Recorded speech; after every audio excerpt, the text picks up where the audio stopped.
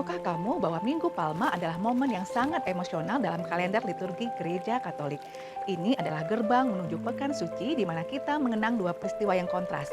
Yang pertama, sambutan meriah Yesus saat memasuki Yerusalem, dan yang kedua, awal mula sengsaranya. Minggu Palma merupakan hari peringatan kembalinya Yesus ke Yerusalem sebelum ia disalibkan. Disebut Minggu Palma karena saat itu orang-orang menyambut Yesus dengan menghamparkan pakaian dan ranting-ranting pohon palem di jalan sambil berseru, Hosana, diberkatilah dia yang datang dalam nama Tuhan. Secara liturgis, Minggu Palma memiliki dua wajah. Yang pertama, Yesus disambut sebagai Raja Damai, mengendarai keledai bukan kuda perang. Yang kedua, dalam Misa Minggu Palma, kita juga mendengarkan kisah sengsara Tuhan yang mengingatkan bahwa Raja yang disambut itu akan segera menderita demi menebus dosa-dosa kita. Daun palma adalah simbol kemenangan atas maut.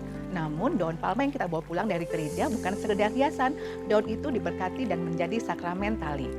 Dengan memasang daun palma di salib rumah adalah pengingat agar kita tetap setia mengikuti Yesus, bukan hanya saat senang tapi juga saat memanggul salib. Menjelang Minggu Palma, persiapannya bukan hanya soal membawa daun palma ini dari rumah, tapi lebih kepada persiapan batin. Hati yang terbuka karena itu adalah pintu masuk Pekan Suci. Pastikan kita sudah atau sedang mengupayakan sakramen tobat. Jangan sampai kita bersorak hosana, namun hati kita masih menyimpan dendam atau dosa yang belum disesali. Bacalah Injil dari Matius 26 ayat 14 sampai 27 sebelum berangkat ke gereja agar kita lebih menghayati prosesinya.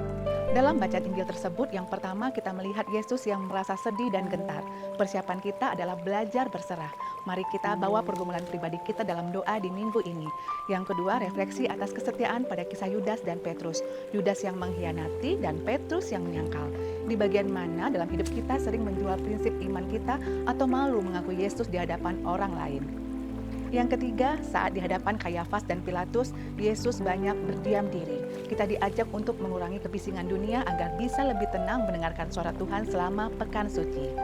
Hal lain yang perlu kita persiapkan adalah semangat kerendahan hati.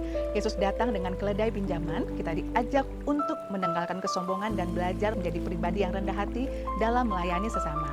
Yang ketiga, biasanya Minggu Palma menjadi salah satu puncak pergumulan derma, hasil pantang dan puasa kita melalui kotak APP.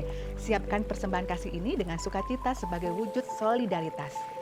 Besti Katolik, Minggu Palma bukan sekedar perayaan melambai-lambaikan daun palma. Minggu Palma adalah undangan bagi kita untuk bertanya pada diri sendiri, di manakah posisi kita saat Yesus menderita?